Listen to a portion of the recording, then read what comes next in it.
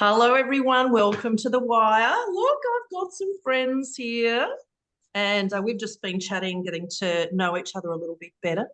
I like to acknowledge that I am on beautiful Biripi country today, here in my hometown of Port Macquarie on the mid-north coast of New South Wales, and invite my lovely colleagues here to acknowledge the country that they're on if they would like to.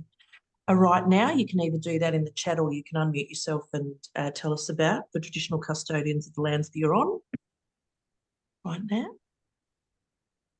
Take a moment to do that, respecting the elders, the keepers of knowledge, respecting their deep connection to the land and waters here and wherever you are, and acknowledging the diversity of Aboriginal culture right across Australia. Thanks very much, team, for doing that.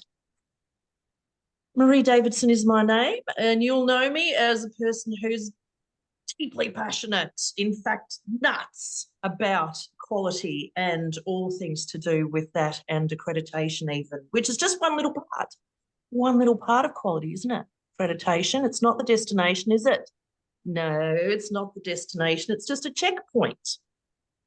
So if you treat it like a checkpoint rather than the destination, you'll find you'll have a better chance of embedding a continuous approach to quality and improvement, rather than going, every 3 years, oh, God, better do it, quick, hurry up.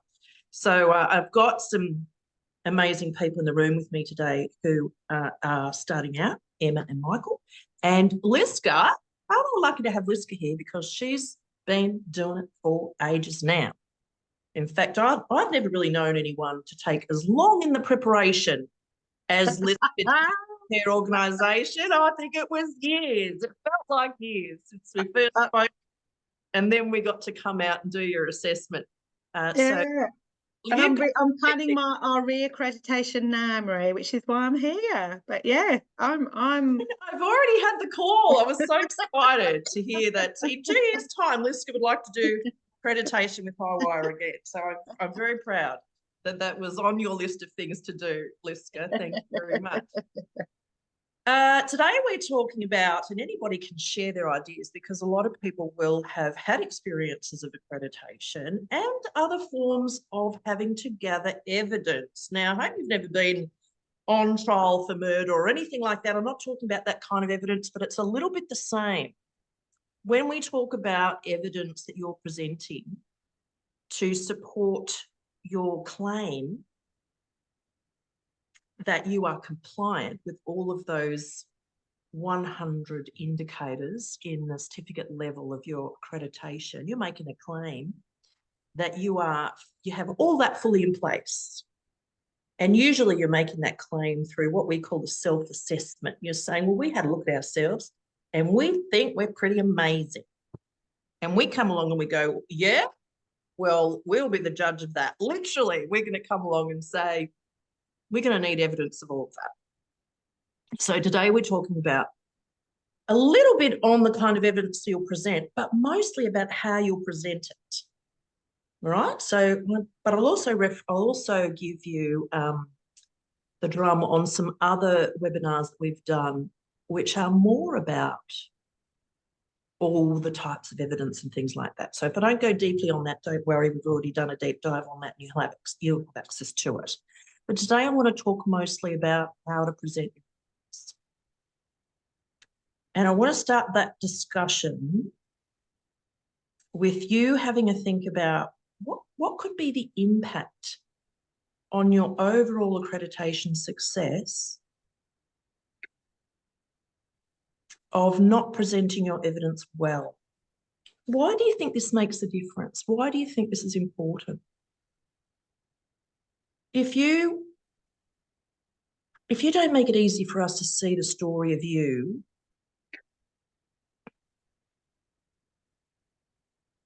it's going to be very hard for us to be able to make a judgment about you and your compliance with those 100 indicators. But what other sort of impacts do you think it has for the assessment if you don't do a good job of presenting your evidence? Think about being the assessor. What are your thoughts on this? You just want, yeah, as you say, you want to make it easy. So you want the evidence to be quality, not necessarily quantity. And, I remember at the beginning of the journey feeling a bit confused by it, but by the end, just being really laser point about it and thinking, well, if we narrow it down to just one or two, what's going to be the best illustration of this? Great. So it's Great. painting a picture, isn't it? And picking the right colours for that one particular bit. Yeah. Yes. And you're painting the picture. You don't want us to come and, you're trying to paint your picture. You want to be telling us the story in the way that you would like us to hear it. Right? And that's very powerful, actually. And the way you tell your story is through your evidence. What are your thoughts, Emma? Imagine being an assessor and having I'll give you an example. Some organisations in the past have said, oh yeah, here you go. Here's a log on for our share drive. Go for your life.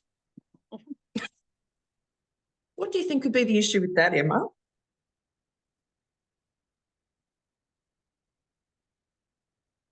Can't hear, lovely. I think I would be mindful of the privacy and confidentiality of client information, in addition to organizational information that may potentially pose a risk if accessed by an external provider, such as an assessor. So, for instance, we need to ensure obviously information is redacted where applicable. Yeah. That's a really good point. Ensuring that that information is electronically downloaded and then saved and then uploaded to the portal, because access to for instance, our intranet system may pose a data breach as well. Exactly. That's a really good point. We have had issues with that kind of approach in the past, and the challenge for us is we sometimes don't understand your naming conventions. We would not know how to sift through to find the very best evidence that might tell the very best story. So it can be diluted, our judgment, our opportunity to judge you, in the very best light in terms of the compliance there, and even identifying strengths and improvement opportunities. It's almost impossible. So it becomes well, have they got this and have they got that? And that's really the only kind of assessment we could do.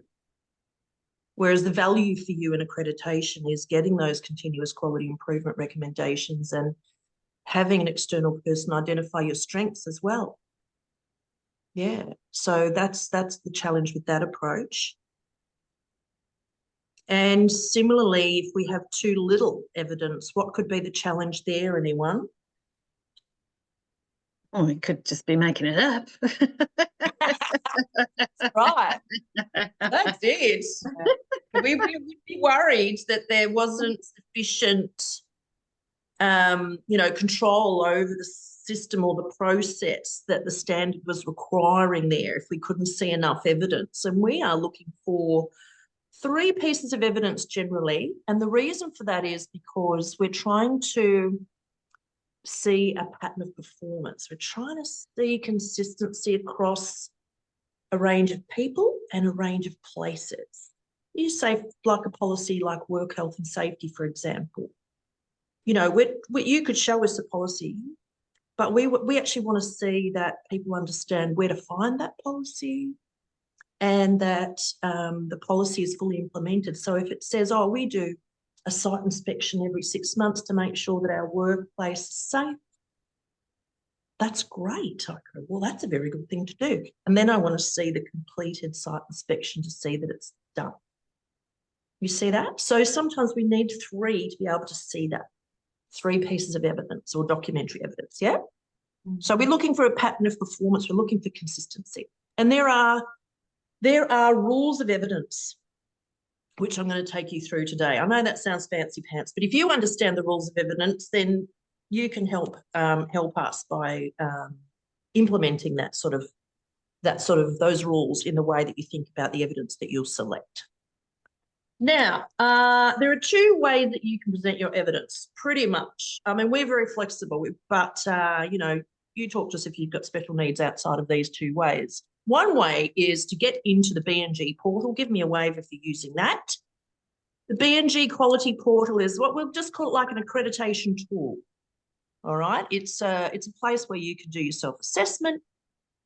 It's a place where you can create a work plan if you're working through it. And it's a place where you can upload all of your evidence. It's also a place where you can link to very helpful samples, templates, those sort of things, right? It's sounding good, isn't it? It is good. I hear people who use it, they tell me it's great. Does anybody want to make a comment about it so far? I love it. Yeah. Not ours, so I'm not upselling. All right, it's very independent of us. But all of the clients that use it do tell us that it does help to save them time. There is a cost, of course, to use the portal. But if you're getting compliant with multiple sets of standards, for example, or if you're a large organisation, you have the resources, it is, or even if you're a small organisation, you don't have a lot of resources, it can be a time saver. So it's worth considering. It's not hugely expensive compared to some of these kinds of software. Okay, so the BNG portal is one way that you can present your evidence, and we'll have a look at that in a minute. And the other way is through the workbook.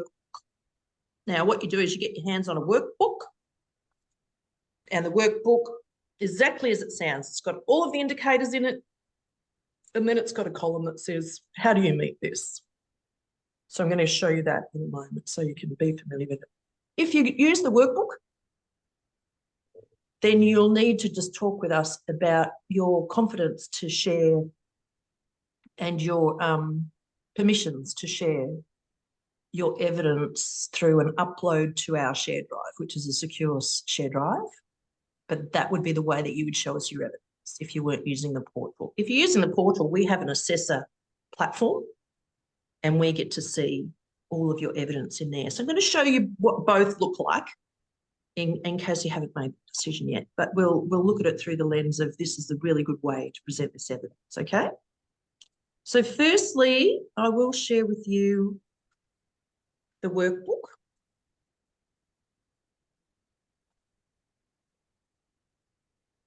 Well, this is what it looks like, and I have just completed the first little evidence paragraph here. So this workbook encourages you to tell your story with some commentary, which is super helpful for the assessor. Any notes that you can provide about your system strengths or how you implement that requirement in practice in your workplace is really helpful. This is you telling your story, remember? So the first one here, you'll see the role and values of the organisation are clearly identified and communicated. I talked about the rule of three. If you can provide us with 3 different examples of how you do that, that's super helpful. And you need only write a little bit there. I can see my error there before anybody says it. There we go. Let's get rid of that. And you can see that I've hyperlinked the documents. Now, we love that. We think hyperlinking is very cool because it just helps us to navigate to your evidence in a very efficient way, okay? So we're taken straight to the document. And when we're doing our document review before we come and see you, that's really helpful. All right, so these links are live. So let's take you straight to the website where we have got, not sure if that's what you're saying there. We can do a new share just in case. There we go. All right, so there, I take you straight to the website. So that's the way you would work in the workbook. And then you would upload your evidence, each of those documents, to our share drive for us to view before we come on site. All right. Now, the view that we get if you're working in the BNG Quality Portal, it's a little bit different. I'll share that with you now. No, 1 second, I'll just open it first. Boom, boom, boom, boom.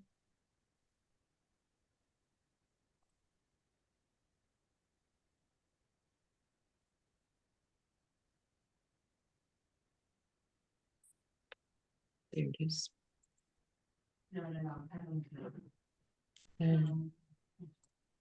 Sorry, it took me too many clicks.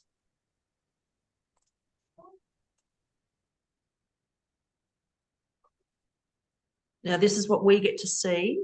And I wanted just to show you this because I want to share with you the difference between providing notes and not providing notes, right? You don't have to. If you're working in the BNG portal, now this is really great. Some of these are hyperlinked, some of them are not. Just depends on how it's been set up when the organisation has been linking documents for us. But it's okay. We can get our hyperlinks in a different place. So don't worry that these are not all hyperlinked.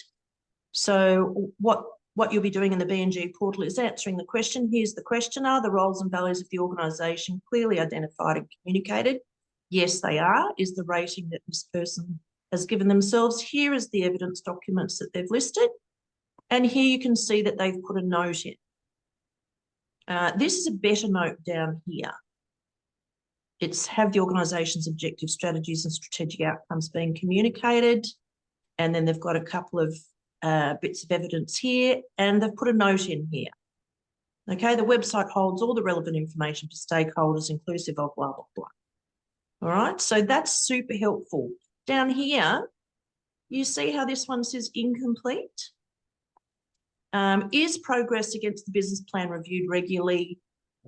And then we don't have any notes to have any context, but we've got some minutes and we've got some staff meeting minutes, and we should be able to see in there the times that the business plan has been reviewed. All right, so that looks like I'll be able to find what I'm looking for, but it is helpful there if there's a particular strength, you know, like if the business plan is reviewed with the team, for example, or the business plan is reviewed and there's a performance report that's attached to the review of that business plan that tells about the achievements. You know, that sort of thing can be a real strength, and that's something we'd like to hear about. So we'd like to see it in there. So this is the view that we get. If you put notes in, it is super helpful. So there's two ways that you can present your evidence. Both can be really strong. So you don't have to worry that one's going to set you up, you know, for success better than the other. Both can be really strong. It really comes down to the notes, and it really comes down to you choosing the very best three pieces of evidence per indicator. So shall we have a look now at those rules of evidence? Yeah, okay, let's do. And this is sort of auditing language, but if you've ever done a qualification, you'll know about the rules of evidence, you know, that the assessor, when they're assessing you as a candidate for a qualification, they'll be looking for evidence. And the similar sort of rules of evidence will apply. Okay, so let's have a look at those now. Where am I? Here, here.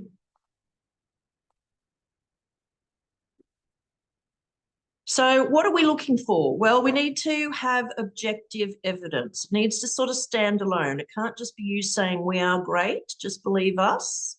We need to see evidence that supports that. We need proof that there's control over the activity that's being audited. So, for example, if it's a strategic planning, we need to see that it happens because it is a planned approach. You know, it happens because people have documented it, and there are many roles that are delegated to people, and that's how it happens. It doesn't just happen by accident. That's not a great example of strategic plan, because that would take planning to make that happen. But diversity in the workplace, now that's an example of where sometimes we see an ad hoc approach to a diverse workforce. And we would ask the question, is this a diverse workplace? And people sort of look around the room and go, oh, yeah, you know, we got few different colours and things, you know. So it's sort of like, oh yeah, we accidentally managed to get some diversity in our team. No, we're looking for control over that. We're looking for a, you know, a diversity inclusion policy and a supporting workforce plan and some targets maybe and some ways that you're measuring diversity and inclusion. See, that's different, isn't it? Than just, you know, you happen to be able to recruit people from a range of different countries. So we see diversity as being very broad. That policies and procedures are consistently implemented no matter the site or the person. That there's compliance with the standard. So the standard will have an outcome.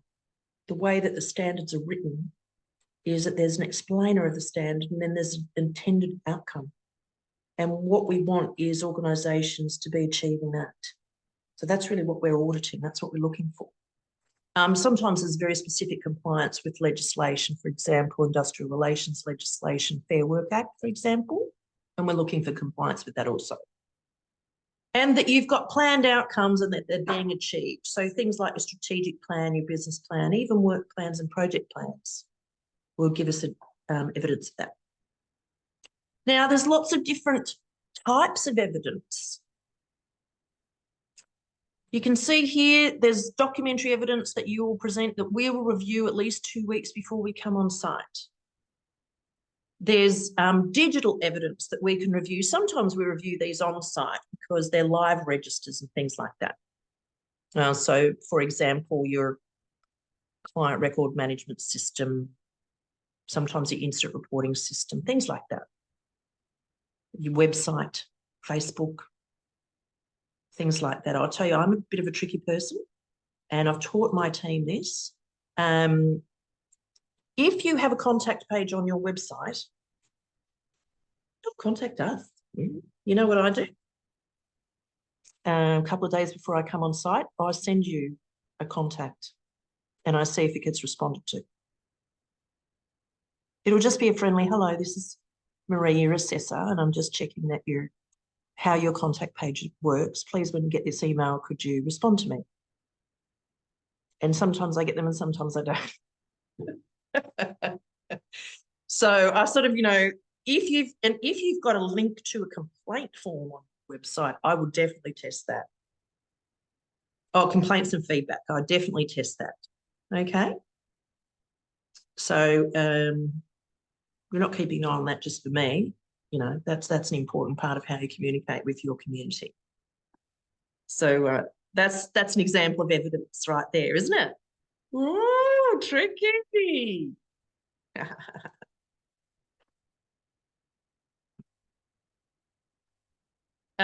We love going around talking to people. We will interview many people, and that again is people's opportunity to tell their story about things that they're very proud of, the system improvements that they've been working on, the sorts of things that they're doing to get great outcomes with their clients. Right, so there's no surprises there. There's no tricks there. We're just really interested in having people respond, and we're very interested in getting a very broad perspective. We do go walking around when we come to your site, and we have our auditor goggles on as soon as we get out of the car. So the evidence that I would see as soon as I get out of the car is how easy is it to find your door? How secure is the place? Is it welcoming? Is it warm? Is it, you know, is it presenting, promoting cultural diversity? You know, or is it sort of cold and whitewashed and there's an angry looking person sitting behind a big Perspex panel? I'll say that. All right, so we do a lot of observations while we're there. Okay, so you probably, I don't know, you can try and hide things from us, but we wander around and we're always looking. And sometimes there are evidences presented in artifacts and symbols, things like even things like artworks and posters and things that people might bring from home or things that people are passionate about. All right, I've seen some amazing things that talk about the history of the organisation and its connection with its community. So don't be limited Don't be limited to just documentary evidence. Here are some examples of the types of evidence that we're talking about. All right, and people are so creative. You know, when we give people the encouragement to think about evidence in many different ways, you should see what we get. I particularly love watching videos. And I particularly love it when teams will make a presentation, you know, about a partnership or a particular improvement that they've been working on, or, you know, an amazing group that they run with their clients. We just love that. We love those presentations. Do you have any questions about the types of evidence? Does that surprise you, knowing that there are so many different ones that you can think about?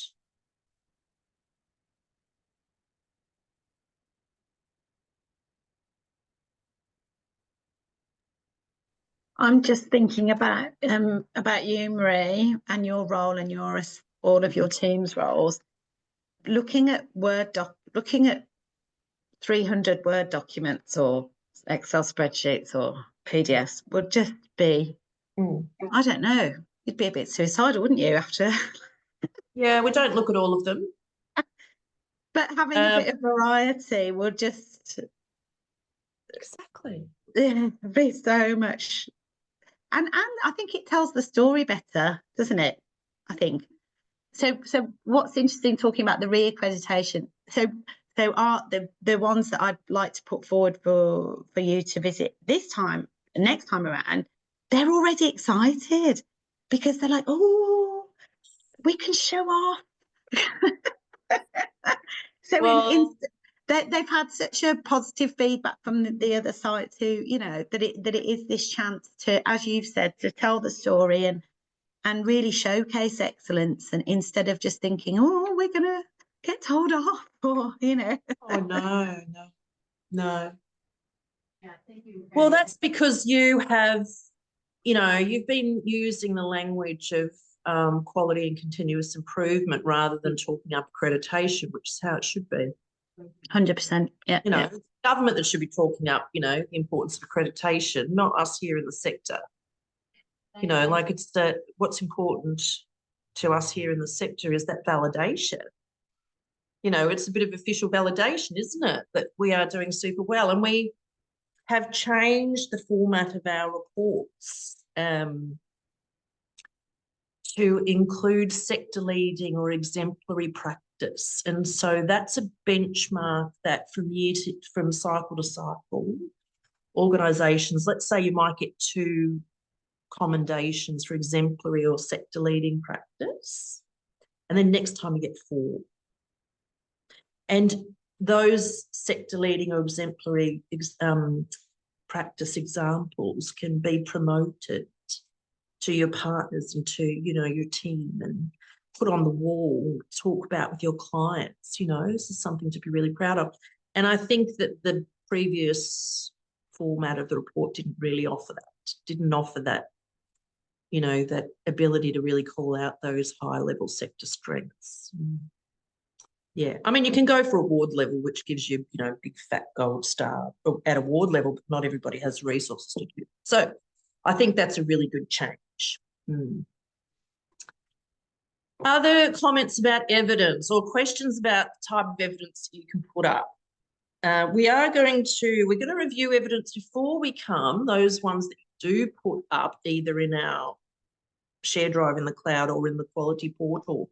We're going to review those before we come, but we're also going to review some evidence on site, so some live systems and things like that. So we do have to create that time to do that on site, because more people move towards electronic record keeping, the more it's sort of, you know, difficult to put all that stuff in the portal or in our share drive. So we're making a little bit more time these days to do that on site. What else?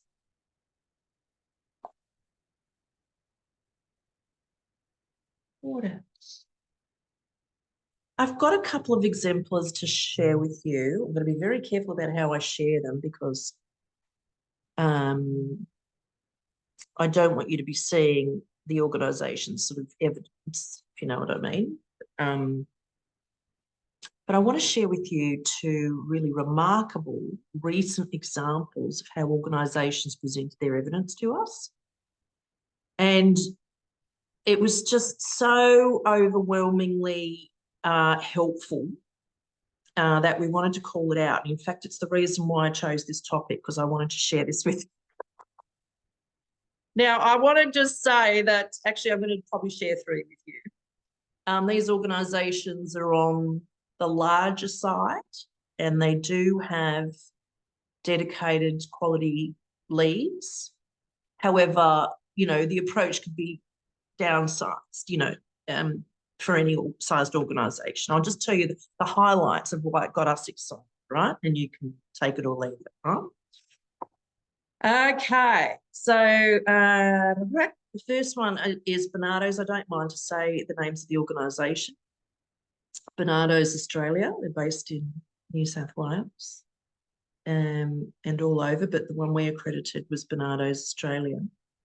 And my assessor, Lisa, got so excited, she quickly, you know, she doesn't often sort of, you know, send me effusive emoji style text messages in the middle of the day, but this one got her going, and she said, look what Barnardo's did for me. So they presented what they called an accreditation pack. Oh, hang on, I'll get it right. One sec. I just got to open.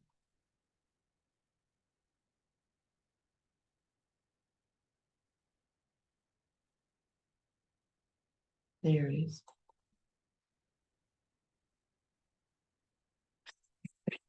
Good. This has really set quite a bar. One sec. Here we go.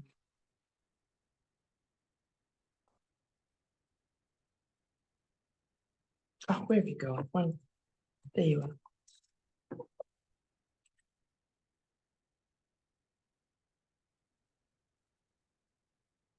The assessor package.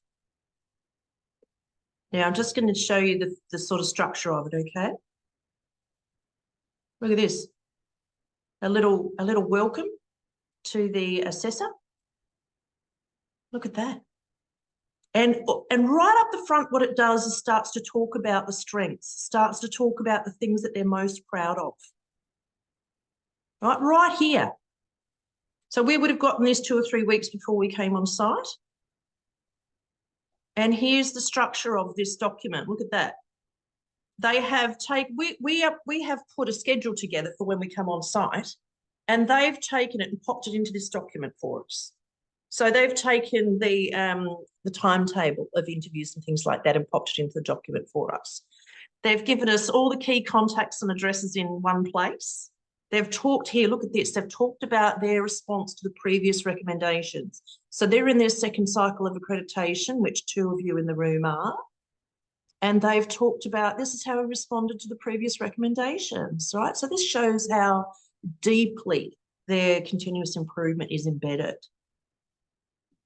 How to access the evidence collated that demonstrates our impact in the community. So they want us to know these special things, and they've given us some links to their website and other places where they promote that. These really sort of things they're very, very proud of, that are very impactful. And then they talk about current system improvements in this furthering our impact section. And the next one. And here's our interview schedule and an overview of interviewees. I can't wait to show you that. It's got pictures and everything. And then at the end of this is all of the evidence. All right, so I'll go down here and I'll show you this. Here's our schedule. So we would have put this together with the organisation. This is much prettier than the version that we work with. Here's all those key contacts about the people that, you know, Lisa will need to know about. And then there's all this, I'll just skip through that. But I wanted to get down here to the people who are going to be interviewed. Look at this. On Monday, we're seeing these gorgeous people and so on and so forth. See that? And right down the bottom is all of that sort of commentary about each of the indicators, and they hyperlinked all of their documents there. All right, so this organisation was not using the portal, and that's the way that they've chosen to present their evidence. I'll show you another one, kind of similar, same, but different.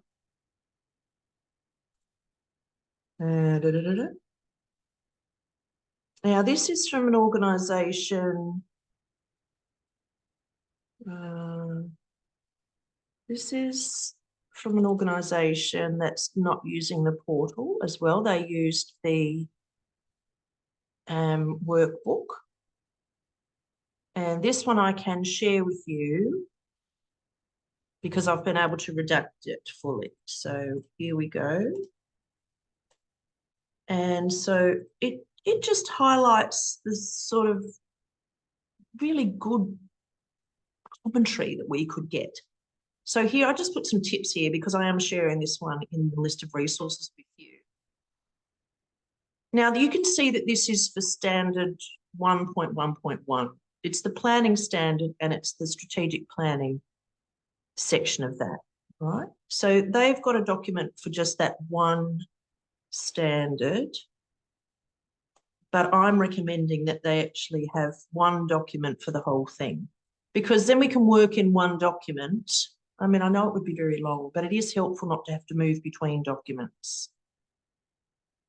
So that's what I mean about that suggestion there. And I also suggest that they hyperlink. All right, they did hyperlink, but I've taken the hyperlinks out because I'm going to share this with you. But can you see there's the requirement? There's their commentary about how they meet that requirement. And here's their 1, 2, 3, 4 pieces of evidence. And they do that for each of the requirements. I think there are 5 in this standard. Yeah, 6 liar. There we go. All right, so they get quite proud of telling this story here. You know, it's sort of, these are the strengths that we have. This is the things we think we do really well. And they've put that in there, okay? So I'll be sharing that one with you as an example.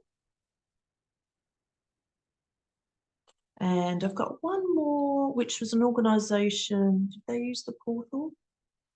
I don't think they did use the portal either. Isn't that amazing? There's this exemplary presentation of evidence and they haven't used the portal. So there we go. Even though it's a fabulous tool, people are still doing an awesome job of presenting their evidence in a very strong way without using that tool.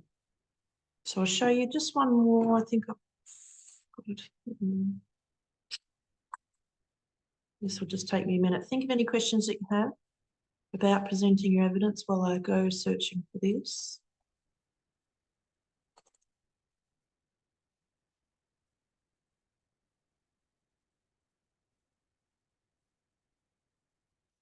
And this is an organisation that did certificate level and award level.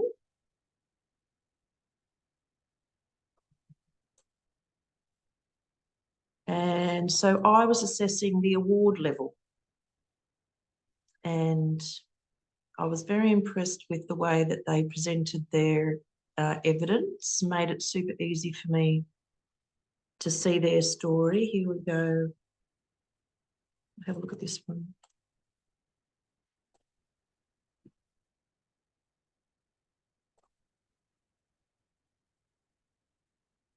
Yeah, you see that? That's what I mean about putting it all in one document. It does become a long document. It is 50 pages, this, but I'm pretty good at using my find function and locating certain. So if I'm looking for a risk plan, I can just type in risk and see where it appears in this document. All right, so you can see that they've responded to each of the standards and indicators, and they've been able to think about their strengths and write to the strengths, and then they've hyperlinked the evidence here. All right, and then they've said, we're going to show you our particular program around this when you're on site. So that's really helpful to have this written through the lens of, you know, the strengths of the organisation. We're still going to go and look for the proof of it all. This is just your self-assessment. So we're going to still go and look for the proof of it all. But, you know, you're putting your best foot forward if you can think of doing something like this. All right, so that's that. They've done that for every of those. There's 48 indicators in the award level. So I was just thrilled to get that document. And initially they didn't hyperlink the documents in there. Can you imagine? That quality lead had just gotten to the finish line, I want to say. Her name's Crystal. She works at Coast Shelter, amazing organisation. And she was so proud to get that document finished, and she sent it to me. And then we had a meeting and I said, it's an amazing document. Do you think you could hyperlink the documents in there for me? And she said no to an assessor. Oh, I felt so bad for asking, but I just thought, you know what? I'm so close to having the dream. I really want to have the full dream. I really want to have those hyperlinks in there. And she, I think, I don't know, how long would it take to link? Well, there's 48 indicators times 3. Would take a while, wouldn't it? But she did do it for us, and I was so thrilled. Because we want to be efficient. We really need to be able to leave your assessment knowing that you're compliant with each of those indicators. We can't be walking away going, well, maybe, probably. We can't be doing that. We have to be 100% certain of our tick. So, whilst we're on site, whilst we are looking at your evidence, we are doing our best to triangulate that evidence. And that means we need to have verification or proof of compliance with that requirement in 3 ways. We need to triangulate it. 1, 2, 3, triangle. All right. So we'll have either interviews, observations, and documents, or we'll have digital, we'll have observation, and we'll have, a look at some of your programs. But we need to verify that in 3 different ways. So how's that feeling, legends? Now we're here. Good, thank you. Yeah, that's all very useful. That's good, Michael. You will have access to, now there's another session that we did that takes a deeper dive into evidence. And that is session 19. If you have a look under the Achieving Accreditation banner in our, Michael, in our website, we've got a library of all of our webinars and all of our resources to support service excellence. And one of the banners is called Achieving Accreditation. And under that banner, there is another presentation about the very best evidence. So you'll be able to go there and have a look at that as well as attending today. Oh, you'll be all over it, Michael.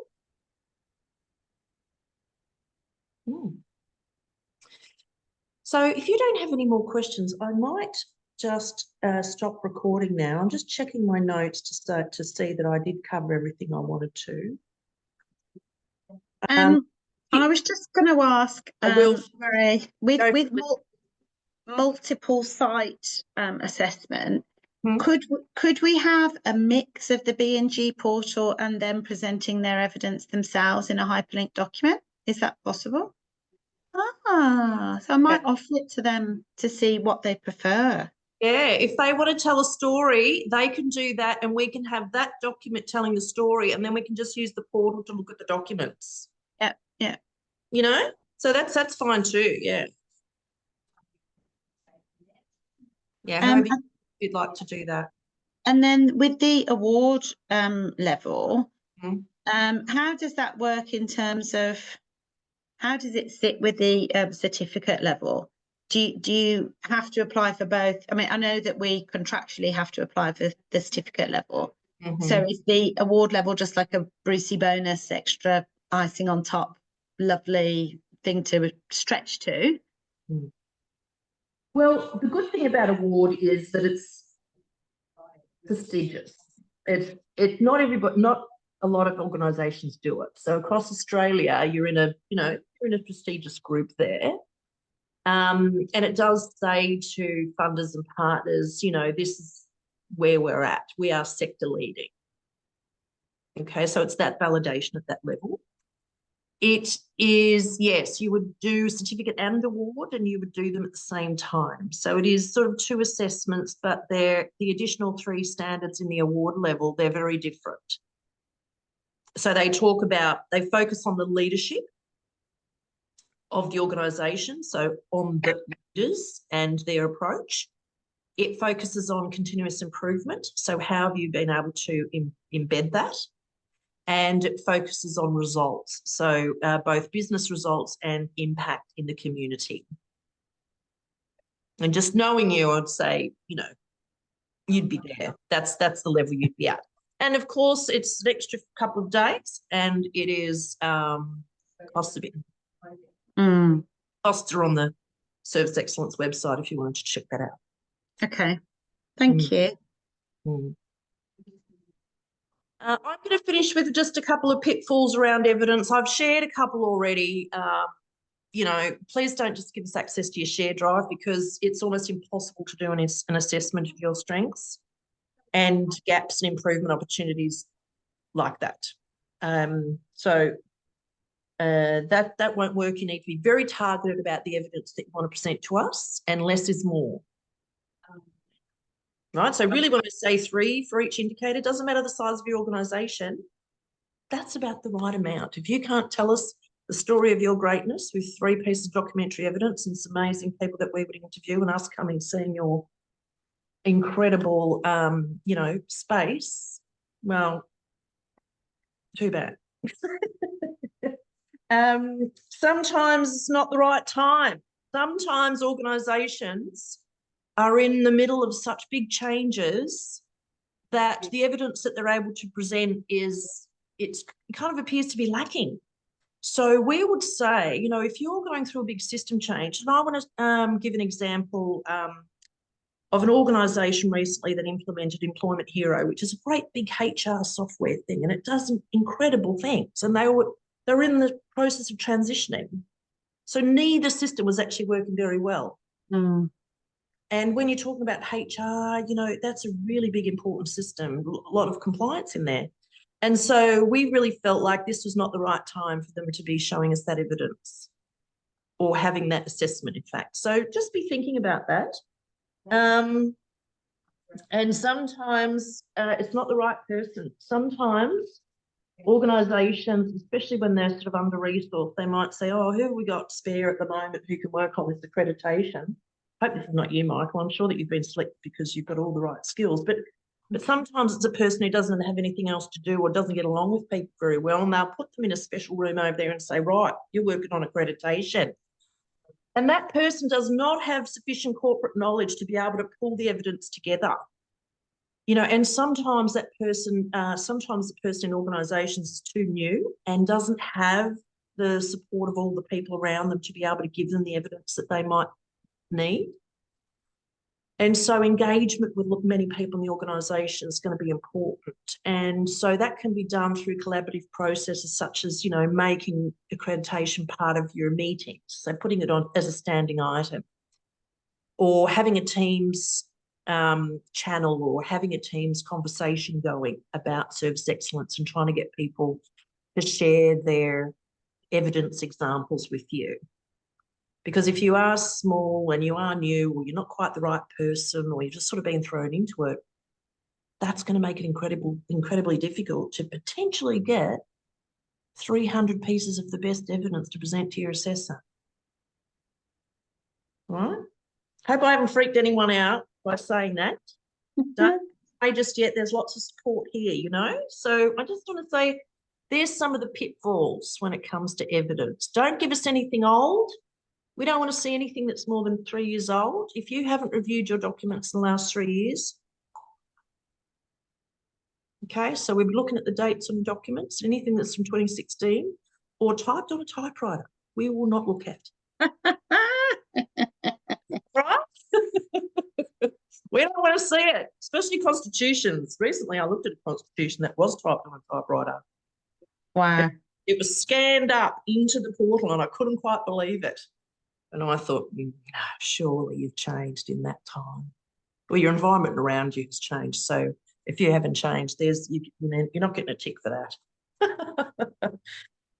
All right. So we want to see up-to-date evidence. We want to see enough, which is generally 3. And we want to see that it tells a story about your strengths against that indicator.